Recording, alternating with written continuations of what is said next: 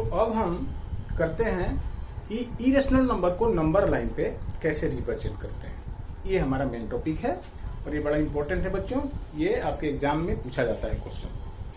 तो आपको पता है कि इरेशनल नंबर जो होते हैं वो क्या होते हैं, √2, √3,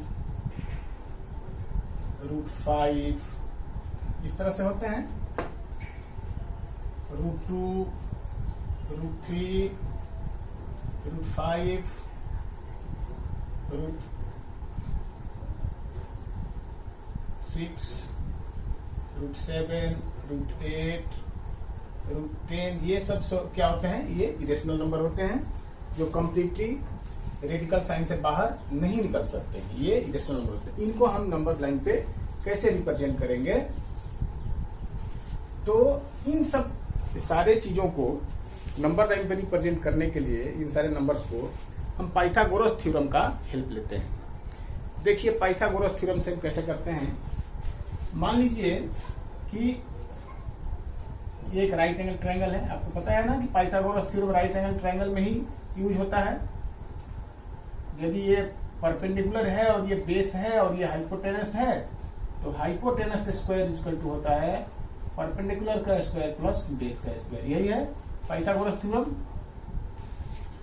तो मान लीजिए कि परपेंडिकुलर को हम 1 ले लेते हैं, परपेंडिकुलर को हम 1 ले लेते हैं और बेस को भी हम 1 ले लेते हैं, तो रूट ये कितना हो जाएगा, हाइपोटेनस √2, 1 का स्क्वायर प्लस 1 का स्क्वायर, 1 + 1 2, यानी परपेंडिकुलर कितना हो जाएगा, √2 हो जाएगा। ये आप समझते हैं। तो इसी चीज को हम, यही कंसेप्ट जो हम यूज करेंगे नंबर लाइन के ऊपर। ये है एक नंबर लाइन,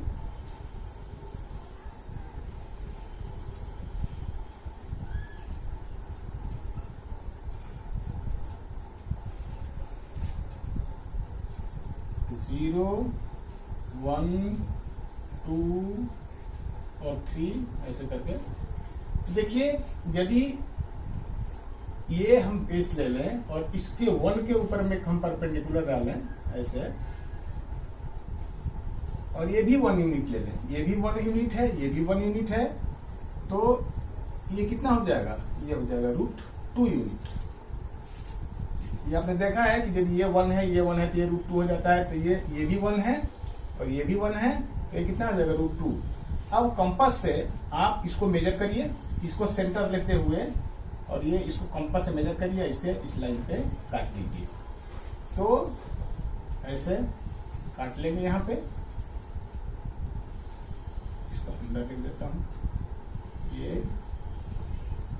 ये तो यहां से लेकर के यहां तक कितना हो जाएगा, ये मैं इसको 1 ले समझ लीजिए, तो ये हो जाएगा √2,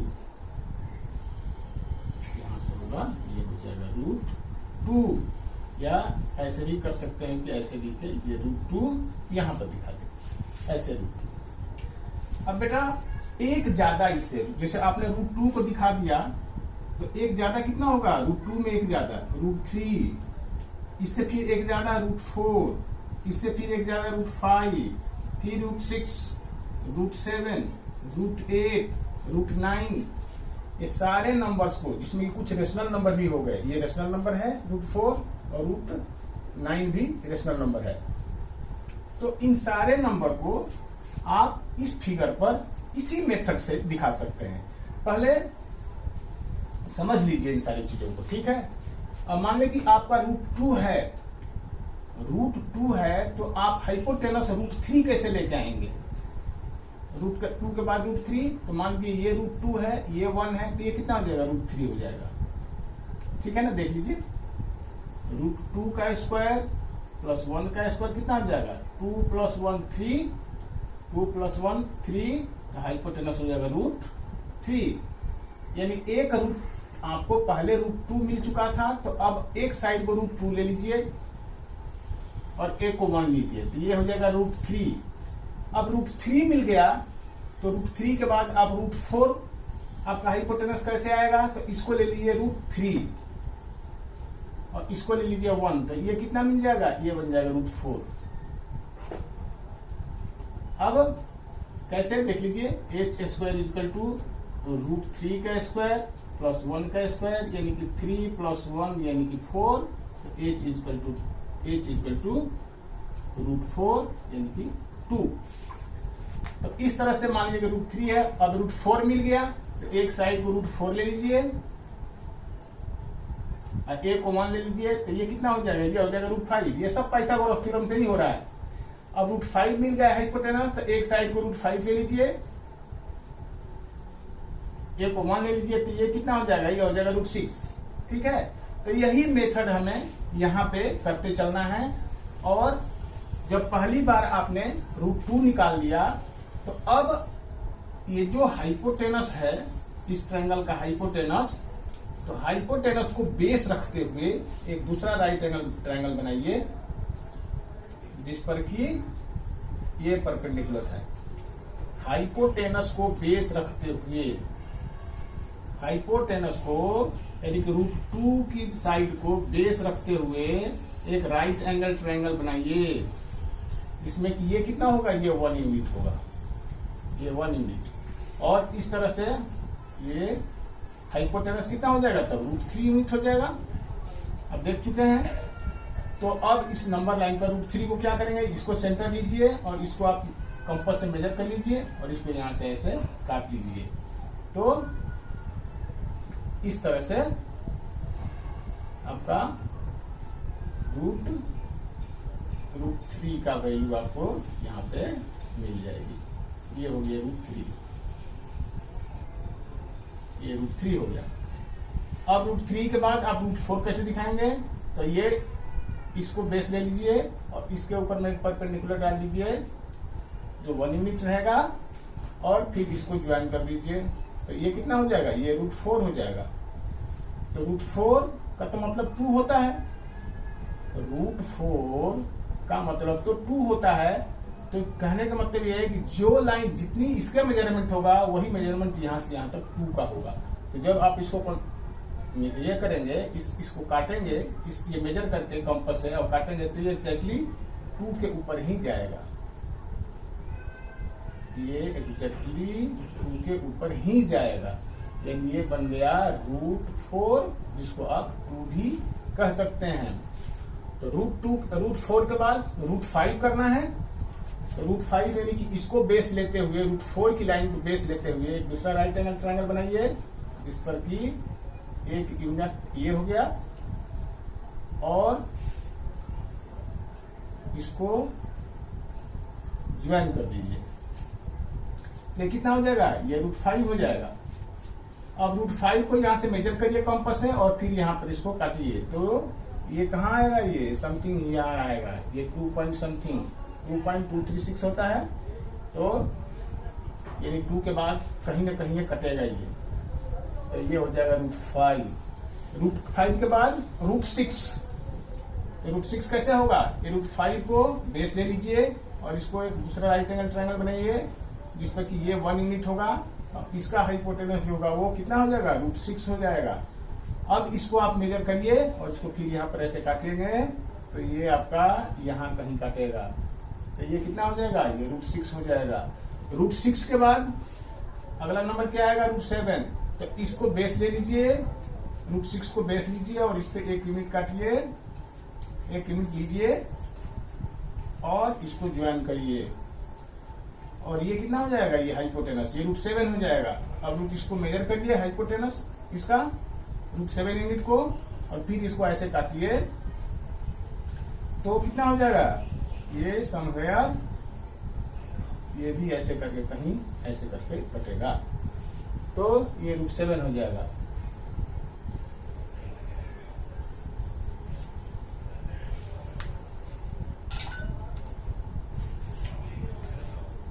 ये हो जाएगा √7। तो इस तरह से बेटा √7 के बाद √8, √9, √10, √11।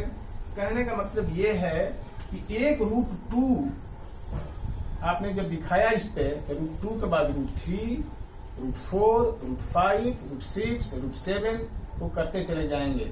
जो बना √2 आया तो उसको बेस ले लीजिए और परपेंडिकुलर के लिए 1 यूनिट परपेंडिकुलर साइड ले लीजिए। फिर √3 मिल गया हाइपोटेनस। फिर जो हाइपोटेनस है उसको बेस ले लीजिए और फिर परपेंडिकुलर 1 यूनिट लीजिए दूसरी ट्रायंगल में, और फिर इसका हाइपोटेनस जो आएगा √4 आ जाएगा। फिर √4 जो है बेस आया, फिर √4 को फिर बेस ले लेंगे, फिर 1 यूनिट का परपेंडिकुलर बनाएंगे, फिर इसको हाइपोटेनस √5 आ जाएगा। फिर अगले ट्रायंगल में √5 को हम बेस ले लेंगे, फिर हाइपोटेनस 1 यूनिट लेंगे और फिर इसका जो हाइपोटेनस है √6 हो जाएगा। फिर √6 को हम बेस लेंगे और फिर इसका परपेंडिकुलर 1 यूनिट ले लेंगे तो हाइपोटेनस √7 हो जाएगा। फिर अगली में हाइपोटेनस √7 ले लीजिए, जो हाइपोटेनस है √7 उसको बेस ले लीजिए और 1 यूनिट का परपेंडिकुलर ले लीजिए, और इस तरह से जो ये आएगा इसका हाइपोटेनस हो जाएगा और √8 आ जाएगा। फिर √8 को इस तरह से मेजर करके यहाँ पर बनाइए। फिर √8 को बेस ले लीजिए, फिर इसके ऊपर 1 यूनिट परपेंडिकुलर डालिए, 1 यूनिट का परपेंडिकुलर ले लीजिए, फिर इसको हाइपोटेनस मिलाइए, फिर इसको मेजर करिए, फिर इसको काटिए, यहाँ पे ये √9 हो जाएगा। तो इस तरह से बेटा एक स्पाइरल मेथड से चलता चला जाएगा और ये थोड़ा बड़ा इस तरह से एक स्पाइरल मेथड बन रहा है। तो इस तरह से 1 2 3 4 5 6 7 8 1 के काटने के लिए तो कुछ 1 यदि आपको काटना था तो यही 1 बना, ये तो 1 ही हुआ, 1 ये हुआ, ये √2 हो गया, ये √3 हो गया, ये √4 हो गया, √5 हो गया, √6 हो गया, √7। तो इस तरह से 1 को √2 को चाहे 1 कहिए या √1 कहिए एक ही बात है ना, 1 कहिए या √1 कहिए दोनों एक ही बात है। तो 1 कहिए तो इसलिए मैं लिखते हैं √1 √2 √3 √4 √5 √6 √7 √8 √9 √10 एंड सो ऑन। इन सारे नंबर्स को आप इस तरह से पाइथागोरस थ्योरम के हेल्प से आप दिखा सकते हैं। तो मुझे उम्मीद है कि आपको ये समझ में आ गया होगा। तो आप इसको चाहे तो नोट कर लें, मैं मिटाता हूं।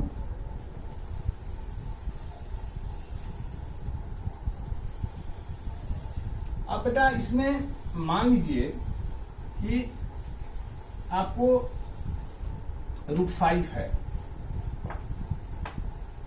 तो क्या √5 के लिए आपने देखा था पहले हमने √1 बनाया, फिर √2 बनाया, फिर √3 बनाया, फिर √4 बनाया, फिर √5 पे आए। तो क्या √5 में यदि क्वेश्चन कहता है कि नंबर लाइन पे √5 को रिप्रेजेंट करिए, तो क्या इतना लंबा मेथड हमें करना पड़ेगा?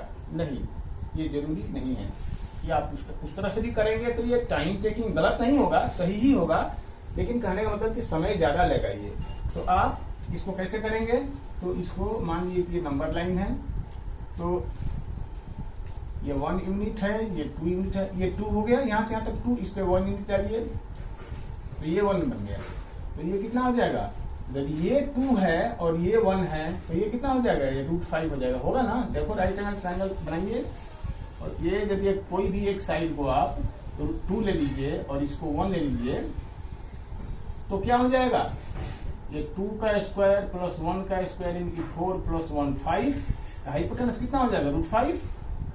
तो आप समझ गए इस चीज को। तो हाइपोटेनस अब √5 को यहाँ से मेजर करके यहाँ पर काट दीजिए, ये तो ये वाला जो पॉइंट है वो √5 हो जाएगा। तो इस तरह से आप √5 को, या एक उसी क्वेश्चन में आपने √3 भी दिखाया था और √5 भी दिखाया था आपने उसी क्वेश्चन में, जो हम इसके पहले किए हैं स्पाइरल वाला मेथड, तो इसमें √2 भी था, √3 भी था। तो √2 और √3 के बाद √5 आप दिखा सकते हैं। कैसे? मान लो कि ये बन गया √2 और ये बन गया √3, तो ये हाइपोटेनस कितना हो जाएगा? ये हो जाएगा √5। तो इस तरह से भी आप √5 को दिखा सकते थे, क्योंकि देखिए होता है ना h² = √3 का स्क्वायर प्लस √2 का स्क्वायर यानी 3 + 2 यानी कि 5, तो h = √5। तो आप यहां से भी, लेकिन कहने का मतलब वो मेथड √5 यदि सिर्फ अकेला पूछता है √5 दिखाओ तो वो सब लंबा मेथड है, ये मेथड जो है वो सही है। अच्छा, एक चीज और यहाँ पर है थोड़ा सा ध्यान देने वाली, कि बेटा ऐसा नहीं है कि बेस ही 2 होना चाहिए और परपेंडिकुलर होना चाहिए। ऐसा भी हो सकता है कि कोई भी एक साइड, कोई बेस पर √2 हो या परपेंडिकुलर 2 हो, या बेस 1 है परपेंडिकुलर 2 है, वो भी हो सकता है। वो भी हो सकता है कि मान लीजिए ये है,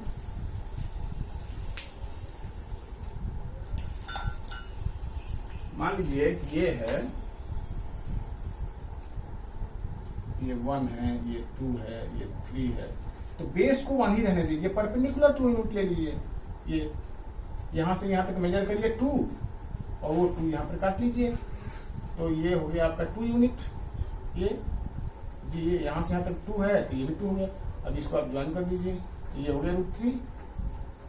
ये 1 होना चाहिए, तो ये √2 होगा, और जब ये 2 होगा तो ये 1 होगा।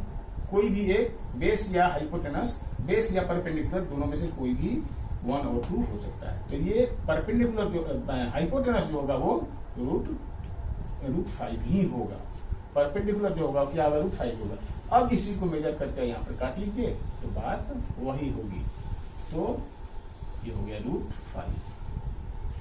तो इस तरह से आप √5 को नंबर लाइन पे रिप्रेजेंट कर सकते हैं। तो किसी भी इरेशनल नंबर को आप नंबर लाइन पे कैसे रिप्रेजेंट करेंगे, यानी रूट के अंदर मेरी नेचुरल नंबर है, मेरे कहने का मतलब है, तो रूट के अंदर कोई भी नेचुरल नंबर हो तो उस चीज को आप नंबर लाइन पे इस मेथड से रिप्रेजेंट कर सकते हैं। √1, √2, √3, √4, √5, √6, √7, √8, √9, √11, √10, इस तरह से किसी भी नेचुरल नंबर को जो रूट के अंदर है उसको आप इस मेथड से कर सकते हैं। तो बेटा ये तो आपने सीखा,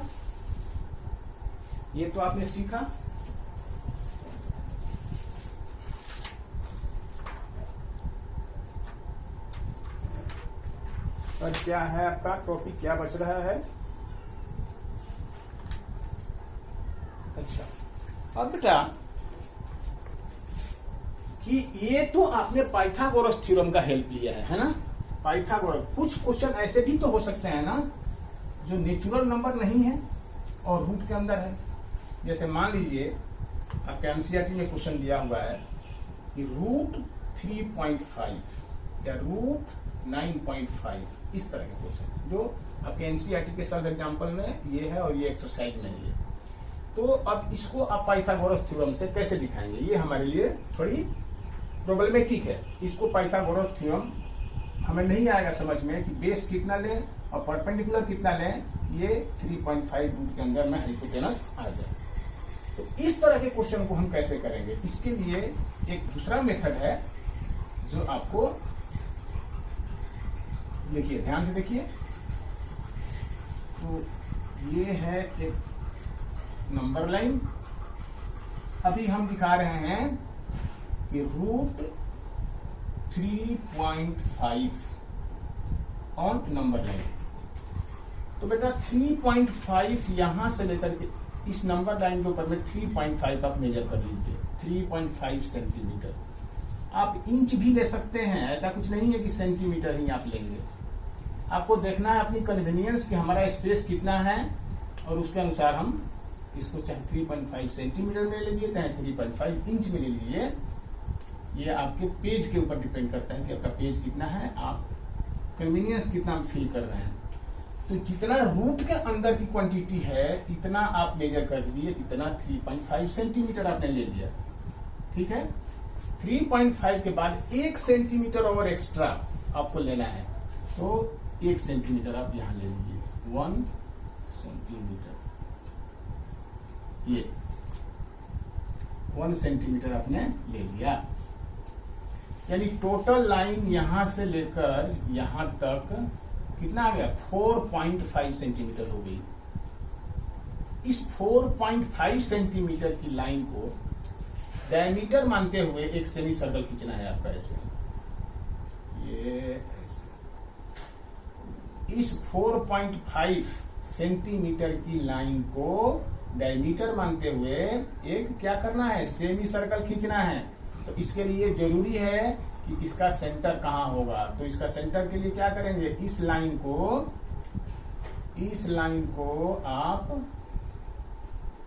परपेंडिकुलरली बाइसेक्ट करिए, यानी यहाँ से और यहाँ से दोनों जगह से आर्क मारेंगे तो यहाँ कटेगा, फिर नीचे करेंगे तो यहाँ कटेगा, और ये इस तरह से यहाँ पर इसका सेंटर मिलेगा। और इसको रेडियस लेते हुए आप यहाँ पे एक क्या करेंगे, सेमी सर्कल खींचेंगे, ये ठीक है। और 3.5 के एंड पर, 3.5 के एंड पर यानी यहां से एक परपेंडिकुलर लाइन खींचेंगे up to semi circle, up to semi circle से जाकर टच करना चाहिए। तो ये जो लाइन है ये इसका ही मेजरमेंट होगा √3.5।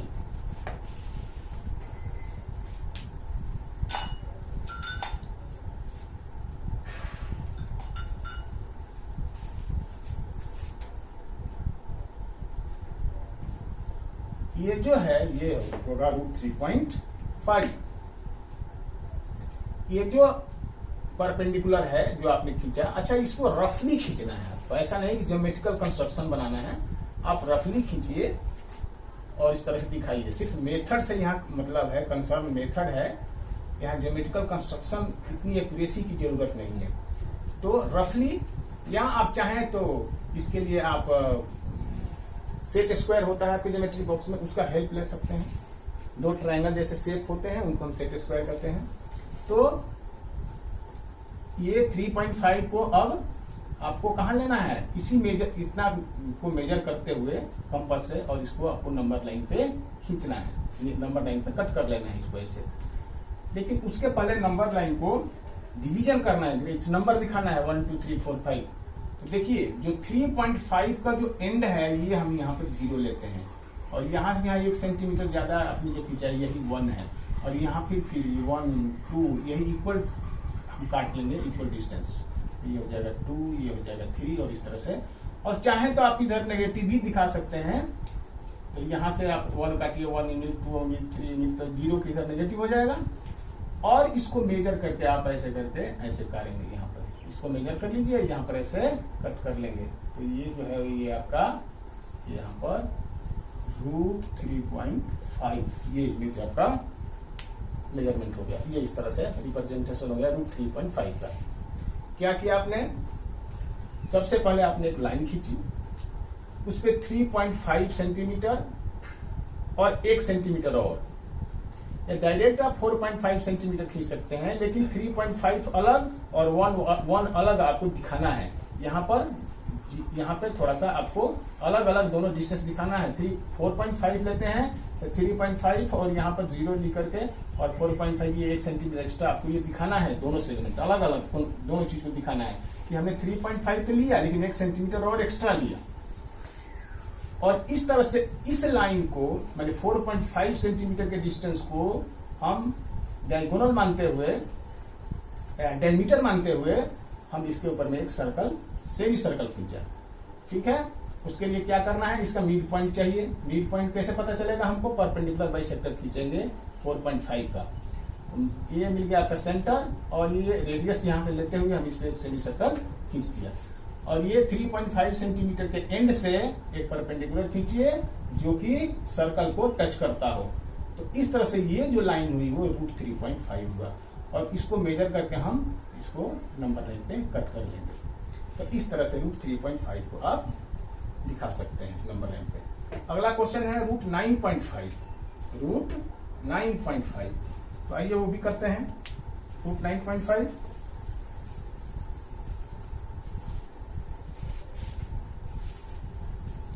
तो √9.5 के लिए क्या करेंगे, वही एक नंबर लाइन खींचिए, 9.5 यानी रूट के जो अंदर 9 जो नंबर है 9.5 सेंटीमीटर।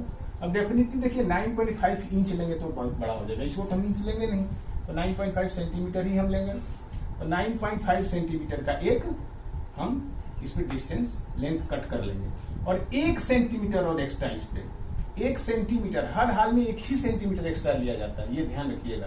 जो भी ये रूट के अंदर का जो नंबर है वो हम लेंथ लेने के बाद 1 सेंटीमीटर एक्स्ट्रा लेंगे। तो इस तरह से हम इसको दिखाएंगे कि ये 9.5 सेंटीमीटर है, और ये 1 सेंटीमीटर है, ये आपको रिप्रेजेंट करना है। अब यहां से लेकर के यहां तक यानी कि 10.5 सेंटीमीटर की सेगमेंट को आप परपेंडिकुलरली बाइसेक्ट करेंगे, यानी यहां से और यहां से दोनों जगह से आर्क काटिए यहां, और फिर यहां से इधर आर्क काटेंगे और इसको तो इस तरह से परपेंडिकुलर बाइसेक्टर मिल गया इसका, यानी इस लाइन का मिड पॉइंट मिल गया। और इसको डायमीटर मानते हुए एक सेमी सर्कल खींचिए, तो इस तरह से आप एक सेमी सर्कल खींच दिए। अब सेमी सर्कल खींचने के बाद 9.5 सेंटीमीटर के एंड से एक परपेंडिकुलर खींचिए, और ये परपेंडिकुलर कहां तक जाना चाहिए, सेमी सर्कल को टच करना चाहिए। तो ये जो लेंथ हुआ वही हुआ √9.5। और इस तरह से इस लाइन को नंबर लाइन बनाइए। कैसे, ये होगा आपका जहां 9.5 सेंटीमीटर के एंड है, ये होगा 0, ये हो गया 1, ये हो गया 2, ये हो गया 3, हो गया 4, और इस तरह से आगे जाएगा। यानी ये 0 से लेकर के 1 सेंटीमीटर तक एक्स्ट्रा आपने लिया ही था, तो ये 1 हो गया, इतना ही काटते रह जाइए आगे। तो ये 1 हो गया, ये 2 हो गया, ये 3 हो गया, 4 हो गया, इस तरह से। और इसको मेजर करिए आप किससे, कंपास से, और यहाँ पर काट दीजिए। तो ये कितना आ जाएगा, ये 3 पॉइंट समथिंग आएगा। ये हमारा मतलब सही नहीं बना है, यानी आप इसको मेजर करेंगे, ये इसको मेजर करेंगे तो ये लाइन जो है वो कहाँ पाएगा, समवेयर 3.5 का ये कटेगा इस तरह से। तो इस तरह से आप देखेंगे कि आप किसी भी नंबर को इस मेथड से कर सकते हैं। अब कहने का मतलब ये है बेटा कि क्या जो ये रूट में जो नंबर है और डेसिमल में है जो जिनको कि हम पाइथागोरस थ्योरम से नहीं कर सकते हैं, तो क्या वही नंबर को किया जा सकता है इस मेथड से? नहीं, किसी भी नंबर को जो आपने पढ़ा था कि 1, 2 रूट में 1, √2, √3, √4, ये सारे नंबर को इस मेथड से भी किया जा सकता है। तो ये एक ऐसा मेथड है जैसे कि रूट के अंदर यदि डेसिमल है वो, या रूट के अंदर नेचुरल नंबर है वो, सबको आप इस मेथड से कर सकते हैं। जैसे √5 है, तो √5 को आप इस मेथड से भी कर सकते हैं, कोई जरूरी नहीं है। कैसे, मान लीजिए कि आपने एक नंबर लाइन खींचा,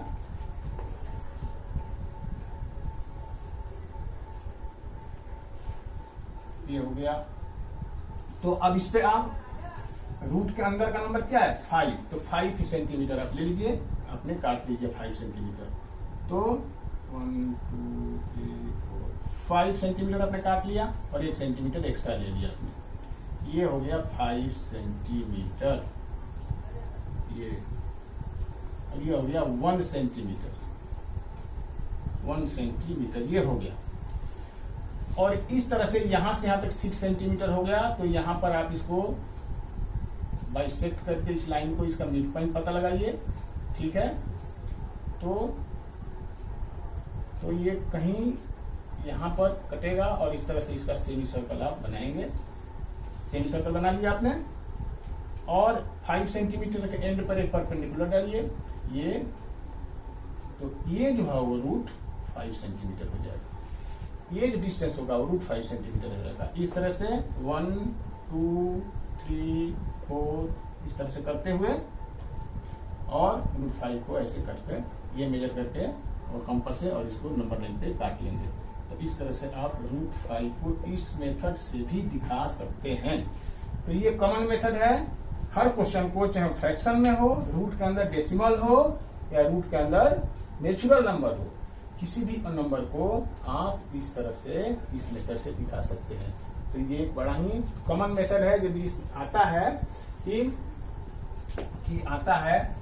√5 या √3.5 या √9.5 या √7 या √7.5 इस तरह कोई भी इस मेथड से इन सारे ही नंबर को आप इस मेथड से दिखा सकते हैं। तो यदि आप यही एक दिखाते हैं, यही वाला मेथड यदि आप एक याद रखते हैं, तो आपको वो दूसरा वाला जो पाइथागोरस थ्योरम से हम कर रहे थे उसको करने की जरूरत नहीं है। इसी मेथड से आप हर क्वेश्चन को नंबर लाइन पर रिप्रेजेंट कर सकते हैं।